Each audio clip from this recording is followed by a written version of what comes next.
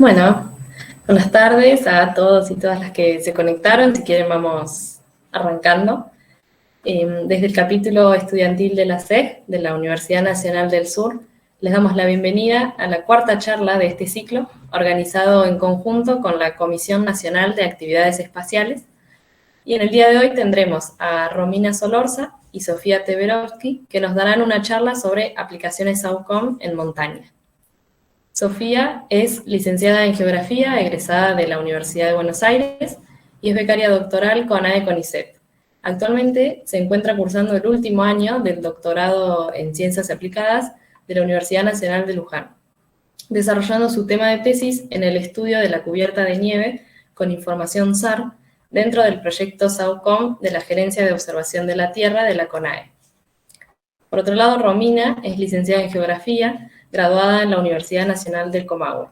También es magíster en aplicaciones espaciales de alerta y respuesta temprana a emergencias y actualmente trabaja como investigadora en temáticas relacionadas a ambientes de montaña para la subgerencia de aplicaciones y productos dependiente de la Gerencia de Observación de la Tierra en la CONAE.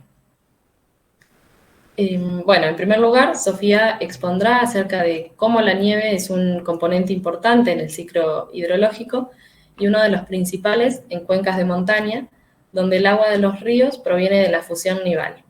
La información sobre el volumen de agua contenido en la nieve, o su equivalente en agua-nieve, cumple un rol fundamental en la hidrología de montaña. En esta charla se explicará la metodología para estimación del equivalente en agua de nieve, con datos de radar de apertura sintética. También se comentará sobre las potencialidades de aplicación de este método con datos SAOCOM en banda L.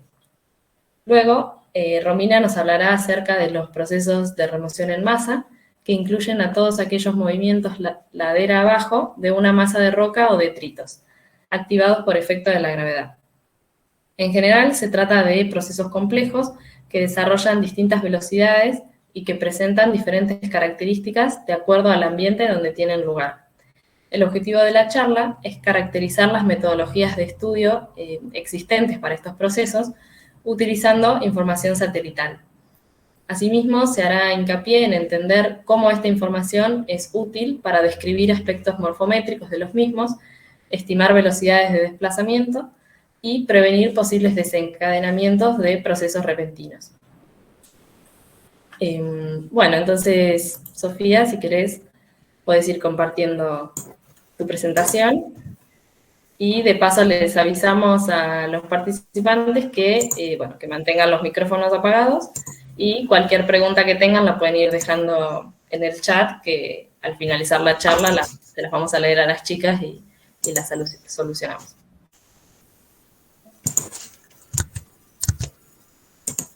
Ahí comparto, Buenas tardes a todos.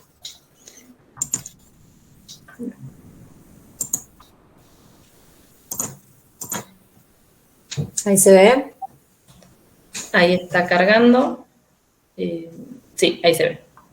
Ok. Bueno, buenas tardes. Mi nombre es Sofía Teverovsky y nosotras con Romina les vamos a hablar un poco de las aplicaciones SAOCOM en zonas de montaña.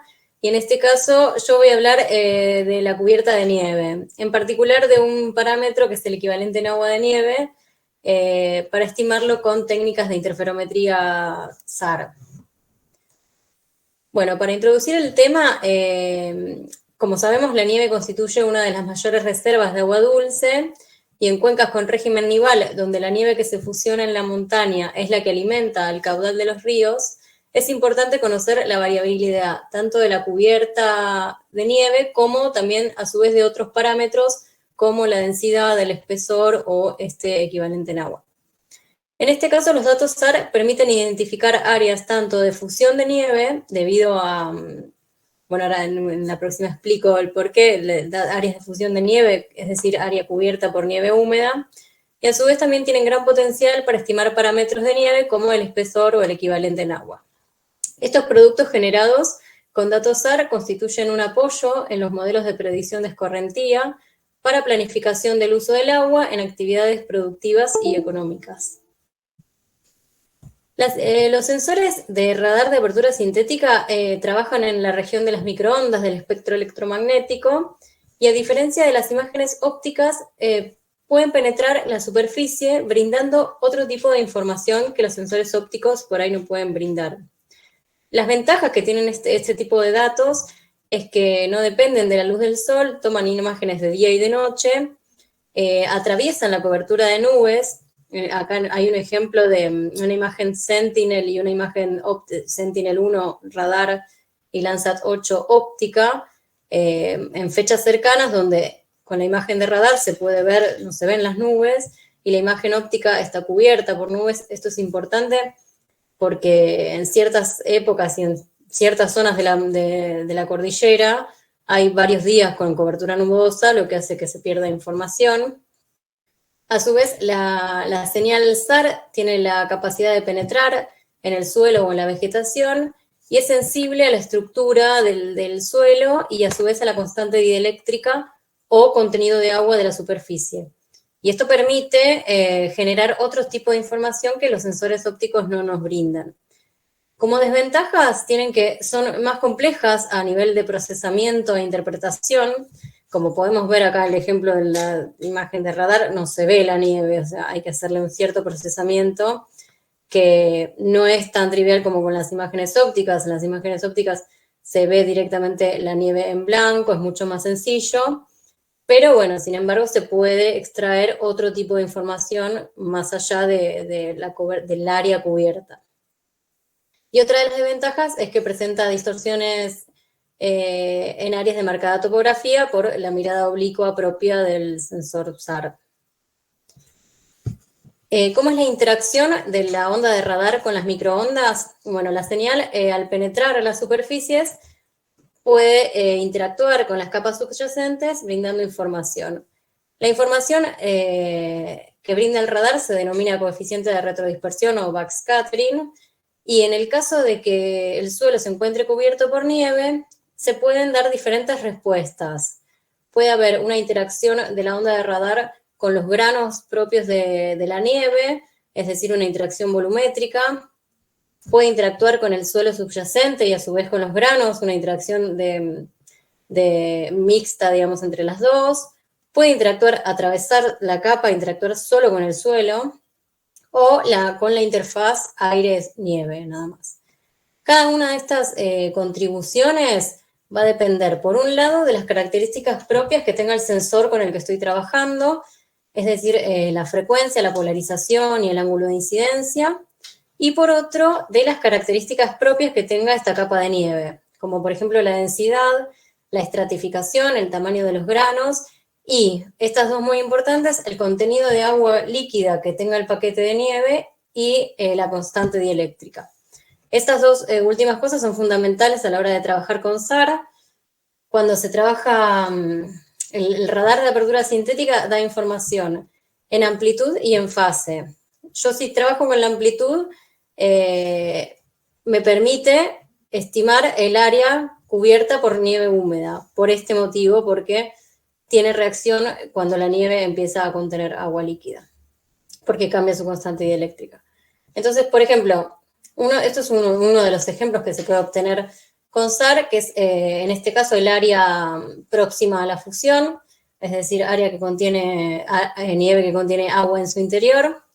Este es un ejemplo de dos imágenes SAOCOM sobre el glaciar Viedma, donde lo celestito es la cobertura de nieve húmeda el 29 de agosto y lo más azul es el 13 de agosto. Esta es una metodología que se hace en base a la información de dos imágenes, una de la época de verano y otra de la época de invierno, y se le aplica un umbral a esta imagen para obtener esta área de nieve que próxima a fusionarse. Este dato también puede tener diferentes usos. En lo que es hidrología de montaña, ¿no? Se puede hacer una correlación con los caudales para tener información sobre la cantidad de agua que se obtendrá en la cuenca, por ejemplo, en zonas de montaña. Y por otro lado tenemos el equivalente en agua de nieve, que lo que es que corresponde a la lámina de agua líquida que se obtendría si se fusionara el paquete de nieve.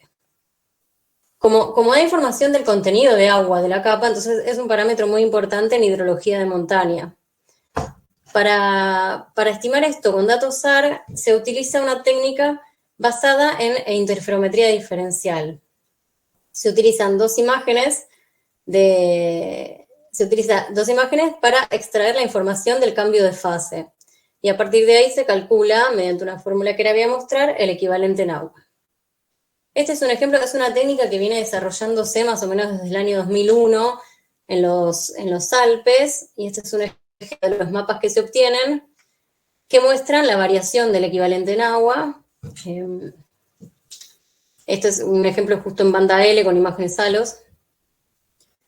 Y la teoría, la base de esta metodología es que el suelo cubierto de nieve genera un cambio en la dirección del radar debido a las diferencias entre las propiedades dieléctricas del aire y de la nieve.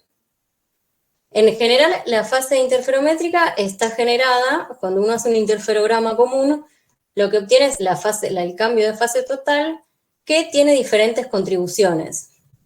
Cuando el suelo está cubierto por nieve, se le suma la contribución de la nieve. Esta diferencia de fase está relacionada por esta fórmula que se ve acá. Es un poco larga, por ahí tiene muchas cosas, pero básicamente es la longitud de onda del sensor con el que estoy trabajando, el ángulo de incidencia, este es el ángulo de incidencia del sensor, y este parámetro es la constante dieléctrica de la nieve. Conociendo la densidad de la nieve, yo puedo estimar el equivalente en agua. Acá lo que me relaciona es la profundidad, el cambio en la profundidad. Entonces, esta deducción del equivalente en agua-nieve se basa en el retorno de la señal en la interfaz suelo-nieve, por lo cual la nieve debe estar seca y la señal de radar debe penetrar la capa e interaccionar, digamos, con el suelo. Es por ese motivo que se prefieren ondas más largas, como por ejemplo la banda L. Son como las más, como las mejores, digamos, para llevar a cabo esta metodología. Esta es la metodología básica de DINSAR cuando se hace interferometría diferencial. Hasta este punto, lo que se hacen es, se toman dos imágenes. Este es un ejemplo con Sentinel-1, por eso se realiza una corrección de órbita y un subset. Después se registran las imágenes, se generan el interferograma con su imagen de coherencia, se remueve la fase topográfica porque en este caso no interesa la topografía, se realiza un multilooking y un filtro, se desenrolla la fase, se corrige con un DEM, y esta es la parte más importante de esta metodología. Se pasa con esa fórmula, valores de variación de fase a variación de equivalente en agua-nieve, con la fórmula que mostré anteriormente. Luego, con un dato de campo, es necesario para esto tener un dato de campo. Ese mapa resultante se calibra con un punto de campo y se obtiene el mapa final de variación de Lean. Que acá, bueno, en este punto de fase AEAN se utiliza la formulita que mostré antes. Acá está un poco diferente, pero tiene los mismos términos. Y, por ejemplo, para una imagen Sentinel con el ángulo de incidencia de 40 grados y una longitud de onda de 5.5, la relación lineal entre la variación de Lean y la variación de la fase está dada por esta fórmula. Y, por ejemplo, para una imagen SAOCOM, donde el ángulo de incidencia es 31 grados y la longitud de onda 23 centímetros, la relación está dada por esta fórmula.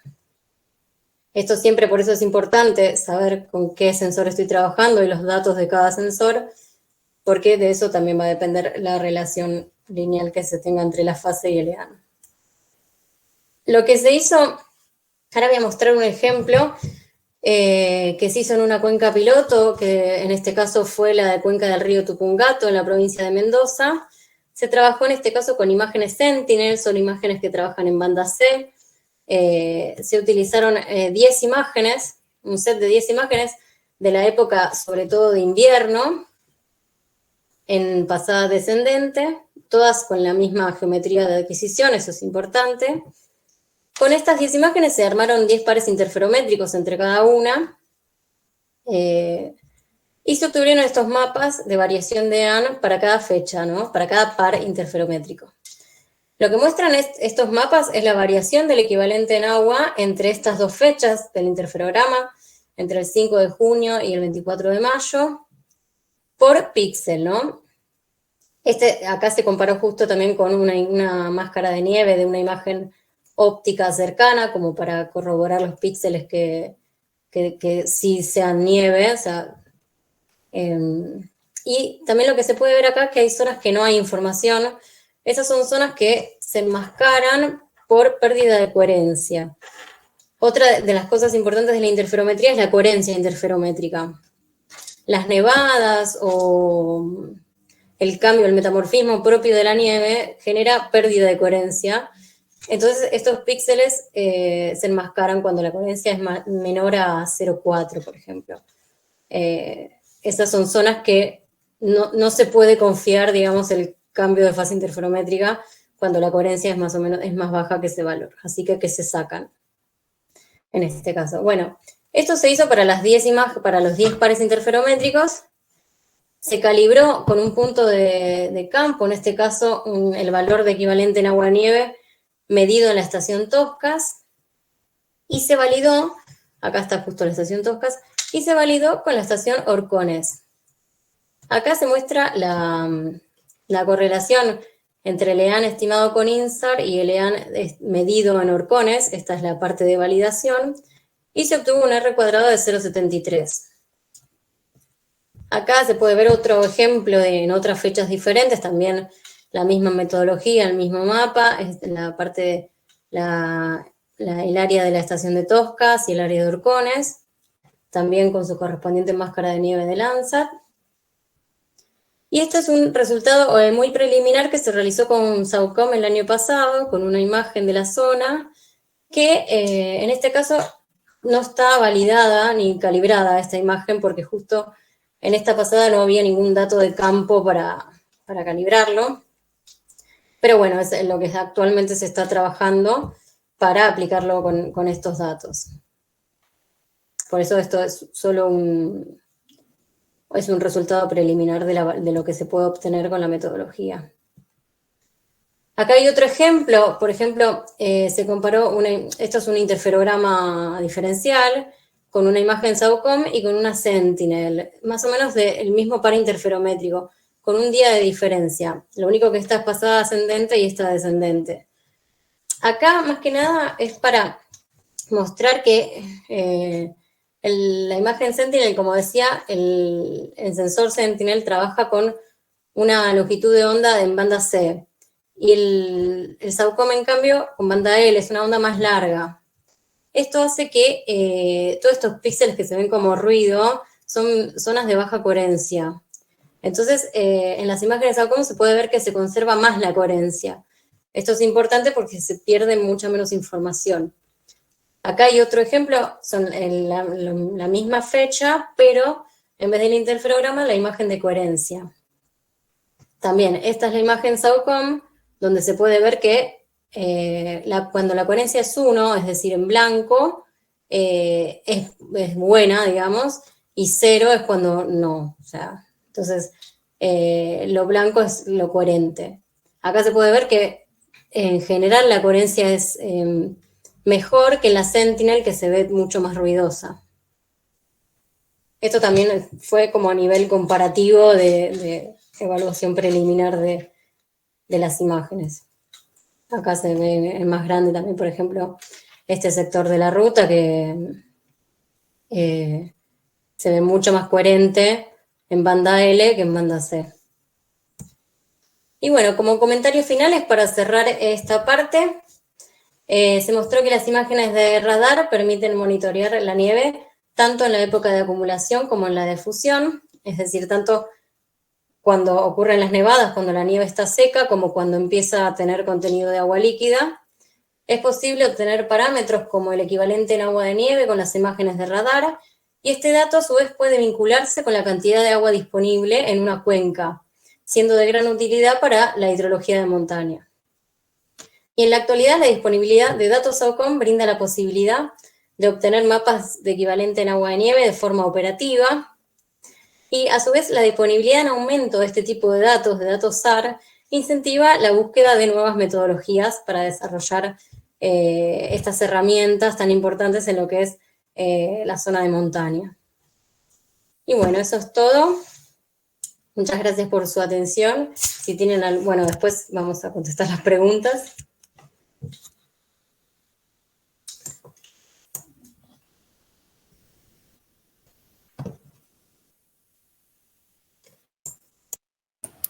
Bueno, no sé si estaba Romina por ahí, que seguía. Sí, acá estoy. Ahí está. Buenísimo. Bueno, ¿empiezo nomás? Sí, adelante. Bueno, a ver, voy a compartir.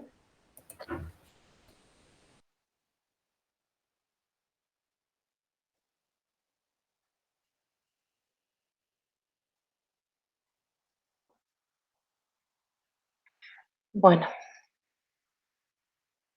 ahí estamos. Bueno, buenas tardes a todos. Yo les voy a presentar este trabajo que se titula Potencial de la información SAR para detectar procesos de remoción en masa. La idea de este trabajo es acercarles a ustedes, digamos, algo sobre las metodologías que se usan para trabajar esta temática y algunas ideas sobre los datos, el tipo de datos que necesitamos para los distintos tipos de procesos que tienen lugar en nuestro país y que están siendo identificados. Para hacer un poquito de introducción, no sé si todos o la mayoría estará familiarizado con lo que son los procesos de remoción en masa, pero básicamente son todos aquellos movimientos de material, ¿no? Puede ser de un volumen importante, de roca o de una ladera, ¿no? Material que se moviliza ladera abajo por efecto de la gravedad. En estos movimientos tiene un papel importante la pendiente. Se ha estudiado que pendientes mayores a 25 grados son muy susceptibles a deslizarse. Entonces, estas laderas se deslizan por algún efecto gatillante, por ejemplo, puede ser un sismo, o cuando ocurren precipitaciones abundantes, el agua, digamos, de las precipitaciones aporta peso a la masa y la roca es más susceptible a deslizarse en ese tipo de casos. Entonces, bueno, hay otras características que tienen influencia en estos procesos, que son, por ejemplo, el tipo de roca, si la roca está disgregada, bueno, la litología, etc. Entonces, bueno, una de las maneras de clasificar estos procesos de remoción en masa son las velocidades a las que se desarrollan, ¿no? Nosotros en la diapositiva, por ejemplo, vemos a los procesos más rápidos en la parte superior. Tenemos los desprendimientos y volcamientos, incluyen también avalanchas de rocas, desplomes. Estos son movimientos repentinos, ¿no? Como el caso que se muestra a la izquierda en la fotografía, que tuvo lugar en el camino que une Villa Langostura con Bariloche el año pasado.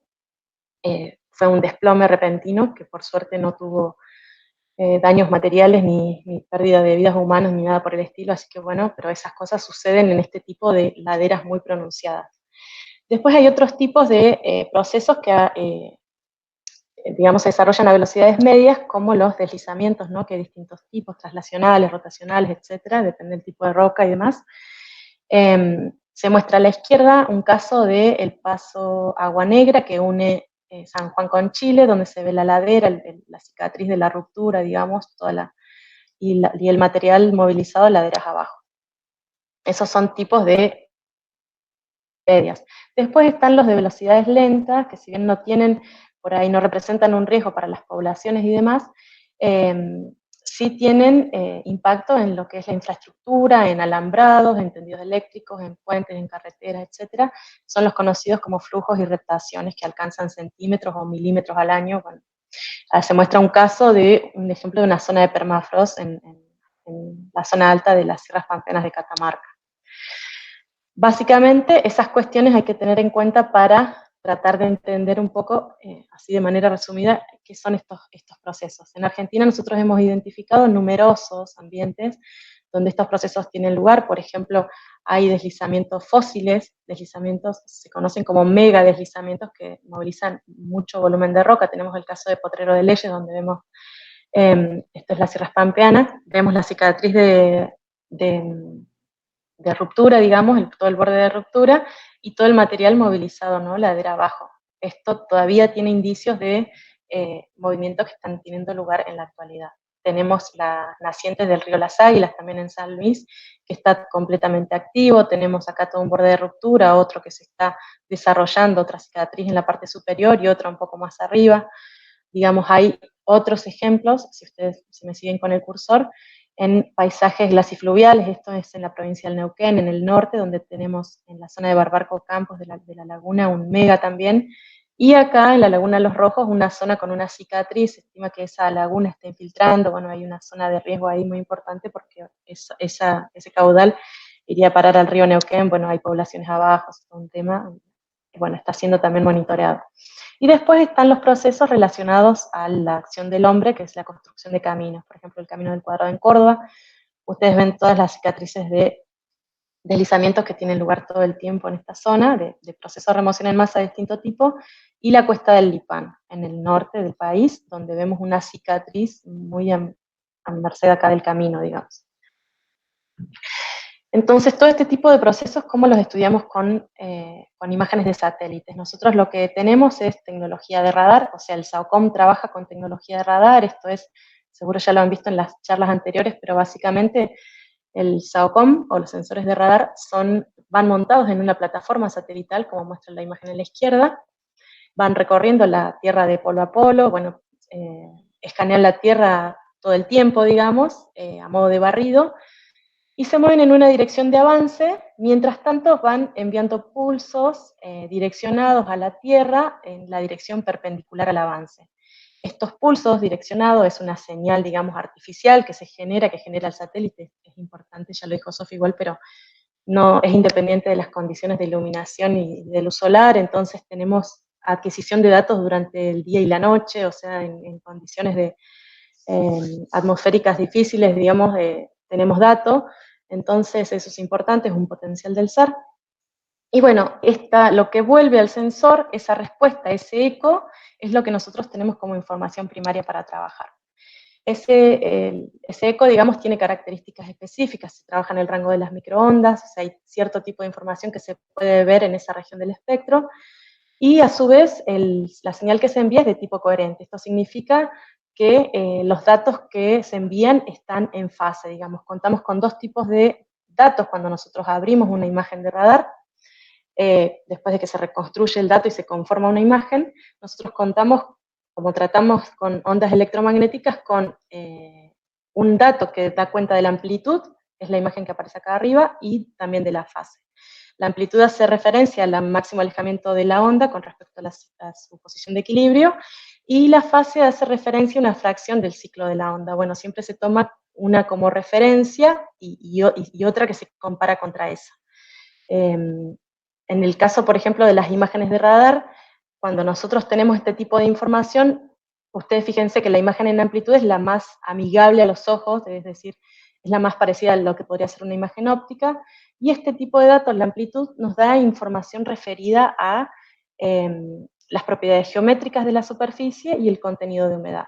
Mientras que la información en fase, que acá aparece como ruido blanco, esto requiere un preprocesamiento, es un dato más complejo de tratar, pero bueno, esto nos da idea básicamente de las distancias, porque el radar, el SAR es un radar, mide ecos, ¿no? Entonces, bueno, esto nos da información de la distancia. Para estudiar los procesos de remoción en masa, nosotros podemos trabajar con enfoques para tratar datos en amplitud y para tratar datos en fase. Básicamente, para tratar datos en amplitud trabajamos con la detección de cambios, ahora vamos a ver qué es. Con la interferometría de radar clásica trabajamos algo que se llama geomorfometría, y después trabajamos con lo que mencionó Sofi, la interferometría SAR diferencial, para estimar velocidad, deformaciones, bueno, estimar este tipo de desplazamientos para este caso de los procesos de remoción en masa.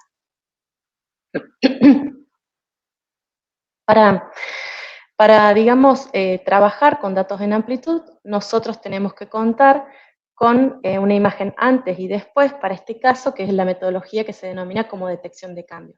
Esta metodología trabaja para los procesos repentinos que suceden, digamos, está el paisaje de un determinado momento, el otro día está totalmente cambiado para los desplazamientos, para los procesos repentinos. Entonces, contamos con una imagen antes, una después, se preprocesan los datos, hay muchos términos técnicos acá referentes a los pasos del SAR, digamos, hay que calibrar los datos, hay que corregistrarlos, etc.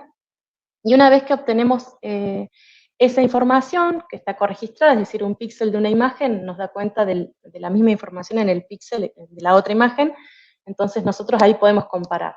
Podemos estimar cuestiones como la diferencia en el coeficiente de retrodispersión. Ese coeficiente es la respuesta que vino del SAR, cuánto volvió de esa señal que enviamos, es una magnitud física, digamos, y nos da cuenta de eso. Entonces también podemos trabajar con cuán correlacionados están los datos también. Después con umbralizaciones, máscaras, etcétera, ustedes fíjense, tenemos la imagen antes y después, los parámetros que les comentaba antes, la imagen de diferencia de la intensidad de la retrodispersión y la imagen de correlación de la intensidad, podemos obtener, después de máscara, la zona que está como nueva, digamos, la zona del deslizamiento o del desplome o de la avalancha de rocas, lo que haya sido, que aparece acá, la podemos aislar, la podemos trabajar, aparece en la imagen del después, y podemos medir cuál fue el área afectada. Eso es lo que aplica para el caso de los procesos rápidos, digamos. Y trabajando con datos en amplitud. Si vamos a trabajar en la fase, nosotros podemos trabajar con la interferometría SAR clásica. Esto lo que nos permite, esta técnica, es tratar de reconstruir la topografía, y el producto principal con el que trabajamos es el modelo digital de elevaciones, que se construye a partir de un par de imágenes de radar tomadas con la misma geometría, ¿no? Y a partir de la distancia del eco, digamos, se puede reconstruir la topografía. Aparece el interferograma como el producto principal, que es la diferencia de fase entre las dos imágenes, es decir, las dos fechas. Nos aparece algo como esto, ¿no? Este es un interferograma de la zona de el Valle de San Alberto en Córdoba, con imágenes AOCOM. Las franjas que aparecen nos dan cuenta de la topografía, ¿no? Franjas más juntas, relieve más escarpado, y franjas más separadas, relieve más plano. Entonces sería algo así como un mapa de curvas de nivel, digamos. Bueno, es un modelo digital de elevación, es un raster con datos de altura. Lo interesante a mencionar de esto, para la interferometría, para los que estén interesados, es que SNAP, el software de la ESA, la versión 8, la ESA es la Agencia Espacial Europea, este software es gratuito, ya tiene a disposición todas las utilidades para trabajar interferometría con SAOCOM. Así que los que estén interesados para obtener este tipo de productos pueden entrar a este link y descargar el software y tratar de procesar algunos datos.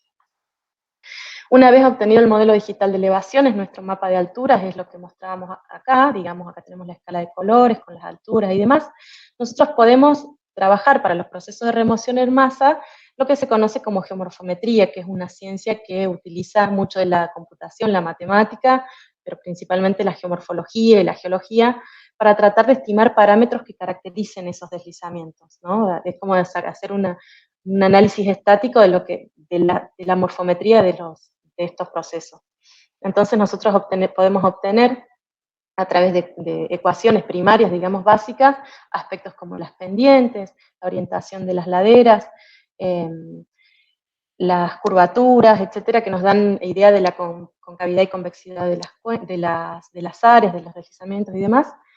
Y podemos, asimismo, a partir de esos parámetros primarios, calcular otros parámetros secundarios, integrando otra información adicional, como la litología, bueno, tipos de roca, uso del suelo, etcétera. Acá tenemos un ejemplo, les quería mostrar esto que está aislado acá, es el deslizamiento de las Rabonas, un deslizamiento fósil de acá de Córdoba, pero que está teniendo indicios de procesos actuales, ¿no? Esto está ubicado en este escarpe de falla de la Sierra Grande, es esta zona que aparece por acá.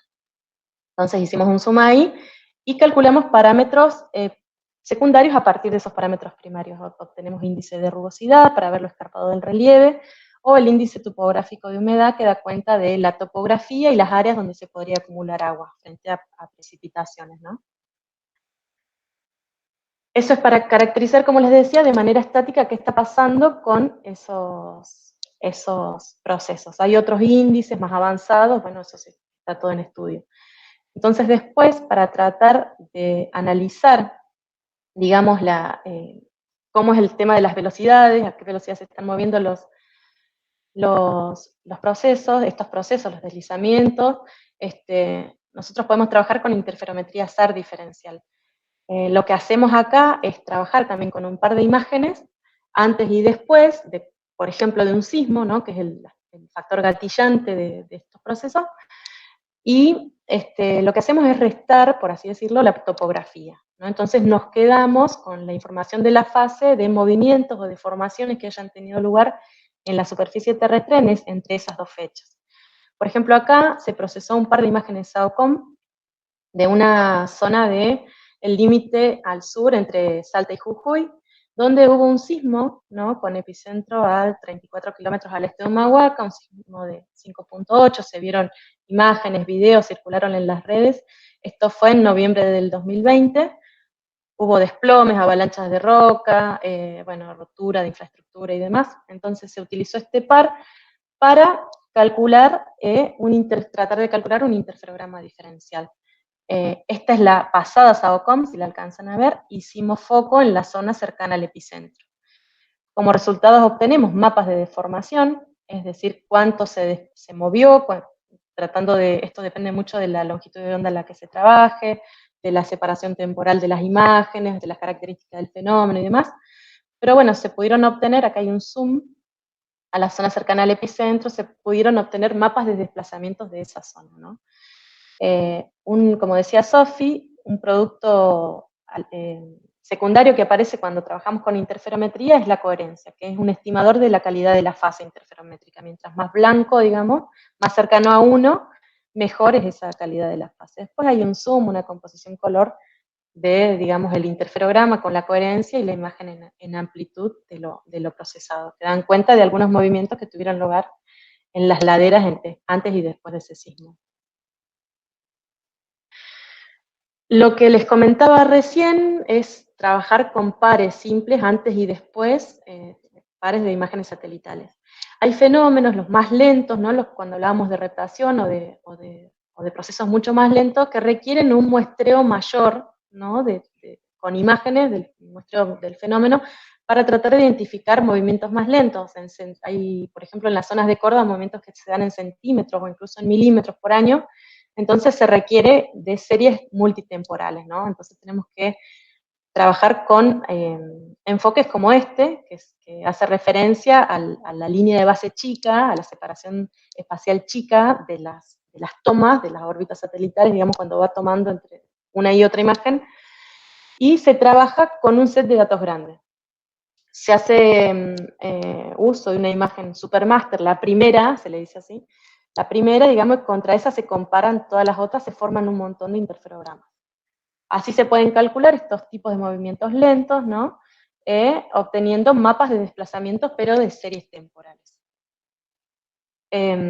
Acá hay algunos resultados del uso de esta técnica en la zona del escarpe de falla que les mostraba, de la zona del Valle de San Alberto, y se pueden observar distintos tipos de lóbulos, digamos, que coinciden con zonas donde hay cicatrices de ruptura. Con distintos tipos, digamos, en esta zona se han identificado por año hasta 15, 20 centímetros por año de desplazamientos superficiales en este tipo de ambiente. Acá vemos una zona de formación, acá y acá, que coinciden con zonas donde tiene actividad todavía la falla de la Sierra Chica. Entonces, bueno, todos los resultados de este trabajo están publicados en el Argencon, congreso que se hizo el año pasado, por si quieren mirar más en detalle. Básicamente, lo que se mide en el SAR, o lo que nos da esto, son mapas de desplazamientos en visión del SAR, en la dirección en la que miró el radar. O sea, estos movimientos se alejan o se acercan al radar cuando adquiero la imagen. También en la zona del Uritorco, en Córdoba, hemos identificado un patrón de deslizamiento en la zona sureste, que se repite en muchos pares de interferogramas, ¿no? Y que también fueron identificados en series temporales muy largas. Es la misma zona, digamos. Lo que tiene característico de esto es que el Uritorco tuvo ya un mega deslizamiento. Fíjense que acá se ve la fotito en Google Earth, si se alcanza a ver, acá está todo el borde, toda la cicatriz de despegue y todo el material depositado ese mega deslizamiento de un sismo muy grande hace mucho tiempo. Entonces toda la parte de atrás, al sureste, digamos, está en movimiento todavía. Lo hemos identificado con esta técnica y con salidas de campo.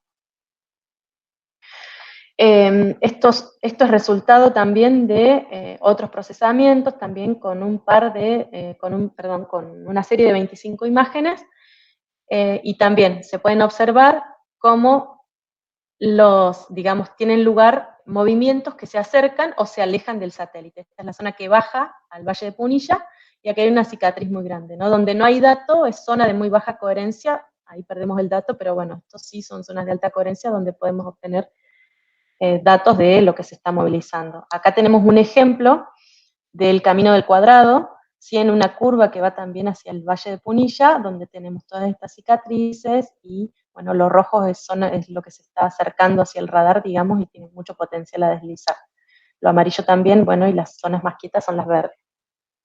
Así que bueno, hemos encontrado aspectos muy importantes para analizar, luego de procesar estas series temporales para este tipo de deslizamientos lentos, ¿no? Entonces, bueno, para terminar, les quería comentar que SAOCOM tiene un escenario de adquisición para el tema de procesos de remoción en masa, es el escenario del ARC6. Los usuarios interesados pueden adquirir, o sea, postularse para adquirir en zonas específicas mientras no se genere conflicto con las prioridades de los otros escenarios anteriores, pero básicamente hay zonas de interés definidas. Acá hay un ROI que marca las zonas de montaña, que son las que están con este tipo de procesos, evidencian este tipo de procesos, y bueno, en modo Strip Map, que es el modo de barrido que les comentaba en un momento. Los que estén interesados pueden consultar sobre este modo específico para remoción en masa. Bueno, espero no haberme olvidado nada. Gracias por su atención, y cualquier cosa me consulta. Muchas gracias.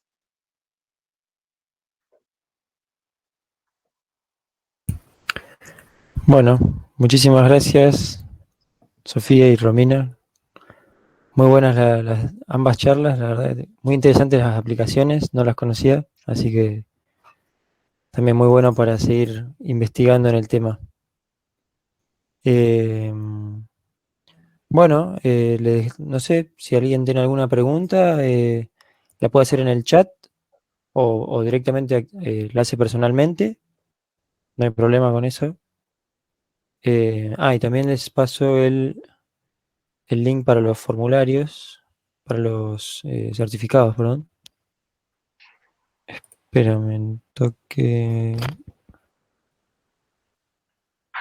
Ahí va. Bueno, los comentarios acá dicen, bueno, gracias por su tiempo, excelente contenido en ambas charlas, gracias, muy buena y clara la exposición, gracias por las presentaciones. Sí, la verdad que es muy claro y muy interesante, así que muy didáctico parecía. Así que buenísimo. Bueno, muchas gracias. Cualquier cosa, después en todo caso dejamos los mails, pueden enviar consulta, lo dejamos ahí en el chat. Y bueno, Claro. lo que necesiten, ya tienen un panorama claro, van a tener esta semana un panorama de todo lo que hacemos, todo el grupo de ahí de la Gerencia de Observación de la Tierra, así que nos escriben cualquier cosa. Yo dejo mi mail por ahí. Bueno, buenísimo. Eh, sí, después, bueno, recuerden a los participantes que, bueno, van a quedar todas grabadas en YouTube, en el canal de Seguns, así que pueden volverlas a ver o revisarlas de nuevo si quieren. Ahí Federico Carballo pregunta, dice, una consulta de las series del Camino en Córdoba, ¿lo hicieron con S1 o SAOCOM? Sí, eso no lo dije. Sí, Fede, lo hicimos con Sentinel-1, eso, el tema de las series temporales, porque SAOCOM está desde el 2018 y no alcanzamos a conformar todavía un par grande para trabajar esa metodología. Digamos que la zona de Córdoba está dentro del área del producto de humedad del suelo, entonces, digamos, esas strip maps que se generan van primero a ese producto y después se espera que se conforme la serie temporal para trabajar, espero el año que viene, con SAOCOM. Pero sí todas las metodologías, como suele pasar con el tema de todas las aplicaciones, en realidad, cuando todavía no tenemos el satélite en órbita, nosotros trabajamos con otros tipos de datos. creamos otro tipo de datos o utilizamos de otras agencias. Así que sí, probamos la metodología con Sentinel en lo que es multitemporal por ahora. De nada. Bien, buenísimo.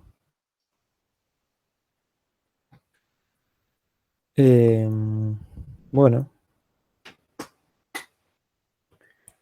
Bueno, no hay más preguntas. Así que, bueno, les agradecemos nuevamente, Sofía, Romina, por habernos dado las charlas. Y gracias por sumarse también a la propuesta que le habíamos hecho a los chicos de allá de la Gerencia de Observación de la Tierra. Y bueno, también bueno, les agradecemos a los participantes que se sumaron hoy y que, bueno, cualquier cosa pueden consultarnos a nuestro mail o en cualquiera de nuestras redes. Y bueno, que las charlas, como dije, van a quedar todas grabadas en YouTube. Así que, bueno, si no hay más preguntas, terminamos acá. Bueno, gracias. Gracias a todos por la atención. Gracias. Buenísimo. Bueno, gracias a todos. Chau, chau. Chao, saludos. Chau.